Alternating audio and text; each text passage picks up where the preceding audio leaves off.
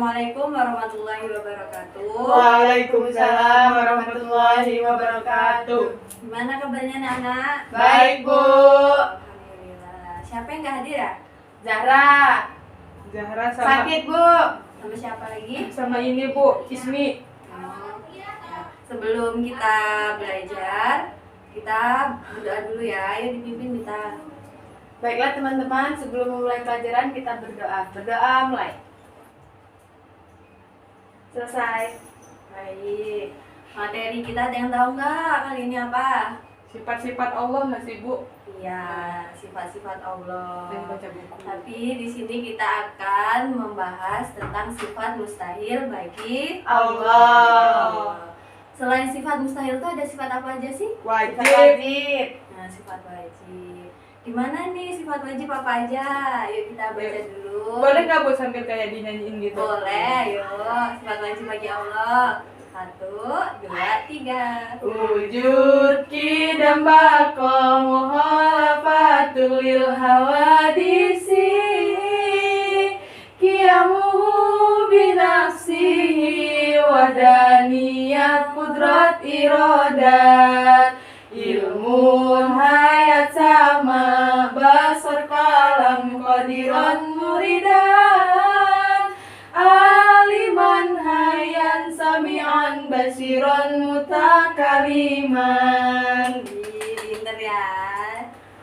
Nah, itu tadi sifat apa? Wajib bagi Allah. Sifat wajib bagi Allah. Kalau kali ini kita akan bahas sifat mustahil Bagi Allah. Sifat mustahil bagi Allah itu apa sih? Yang tahu? Kayak Adam hudus panamu masalah Ya, itiatadu betul.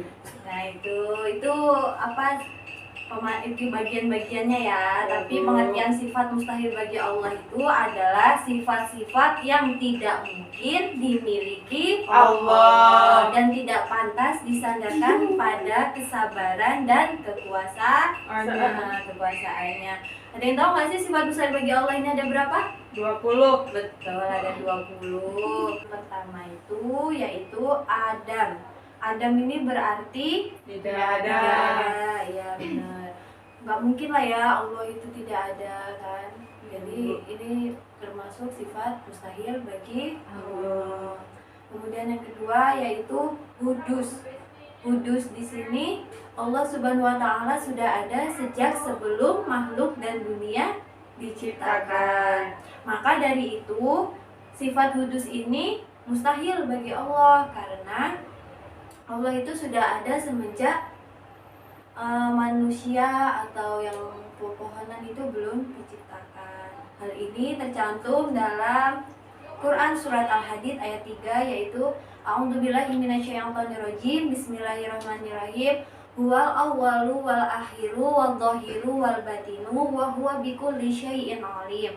Yang artinya dialah yang maha awal yang sebelumnya tidak ada sesuatu, maka akhir yang sesudahnya tidak ada sesuatu, maha zahir yang di atasnya tidak ada sesuatu, maha batin yang tidak ada sesuatu pun yang lebih tidak terjangkau darinya, tidak ada sesuatu pun di bumi dan di langit yang samar bagi Allah. Dialah maha mengetahui segala sesuatu.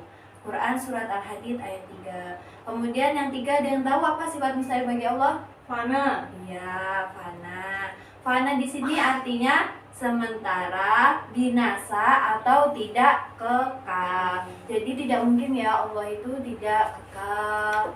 Terus Allah itu sementara itu tidak mungkin. Kemudian yang selanjutnya sifat mustahil bagi Allah itu mumasalatul lil hawadisi yang berarti menyerupai makhluknya. Jadi Allah itu tidak menyerupai siapapun, tidak menyerupai juga makhluknya. Di sini dijelaskan dalam Quran surat Al-Ikhlas ayat 4 yang bunyinya A'udzubillahi minasyaitonirrajim. Bismillahirrahmanirrahim. Walam yakul lahu kufuwan ahad. Artinya dan tidak ada seorang pun yang setara dengan dia. Kemudian sifat mustahil bagi Allah yang keempat itu ihtiyajul lil khairihi. Tahu nggak artinya apa? Nggak tahu Ibu. Yaitu artinya itu bergantung pada makhluk lain. Kemudian yang selanjutnya yaitu sifat mustahilnya itu ta'adud. Ta'adud lebih dari satu merupakan sifat yang tidak mungkin dimiliki oleh Allah Subhanahu wa taala. Allah itu Maha Esa, yang tidak mungkin jumlahnya lebih dari Satu. Ya, lebih dari satu. Kemudian yang ketujuh, sifat mustahilnya itu ajzun. Ajzun ini termasuk sifat mustahil bagi Allah. Dalilnya yaitu dijelaskan dalam Quran surat Al-Baqarah ayat 20 yang artinya hampir-hampir kilat itu menyambar penglihatan mereka. Setiap kali kilat itu menyinari mereka, mereka berjalan di bawah sinar itu, dan bila gelap menimpa mereka, mereka berhenti. Baik, sebelum melanjutkan sifat mustahil yang selanjutnya, ada yang mau bertanya, Nana? Saya Bu. Ya, Mardila.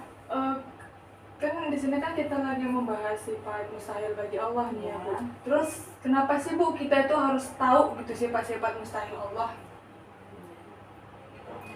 Jadi ya, kenapa sih kita harus tahu sifat mustahil bagi Allah itu? Jadi sebagai umat muslim, kita ini sebagai umat muslim penting sekali untuk mengetahui sifat Allah, terutama sifat mustahil tadi, kemudian sifat wajib Allah. Karena mempelajari sifat-sifat Allah adalah satu upaya umat muslim untuk memahami ilmu ketauhidan. Sebagaimana yang kita tahu, tauhid merupakan pilar utama dalam ilmu agama Islam. Oleh karena itu, hendaknya kita mengenal Allah lebih dekat dengan mempelajari sifat-sifat Allah tersebut. Ya, tadi itu ya Mardila jawabannya. Mungkin sampai sini dulu ya kita belajar sifat mustahil bagi Allah, karena ibu ada urusan di kantor. Kita lanjut minggu depan, kalian hafalin sifat-sifat yang belum kita pelajari sekarang. Besok ibu tanya satu-satu. Habis pelajaran ibu, pelajaran siapa? Pak Yusuf bahasa Indonesia. Oh, baik. Ibu akhiri ya. Terima kasih anak-anak sudah datang pelajaran ibu. Semoga ilmu kita bermanfaat. Ibu Amin. akhiri. Sebelum kita mengakhiri, kita baca hamdalah. Alhamdulillahirabbil alamin. Baik, ibu akhiri. Wassalamualaikum warahmatullahi wabarakatuh. Waalaikumsalam warahmatullahi wabarakatuh.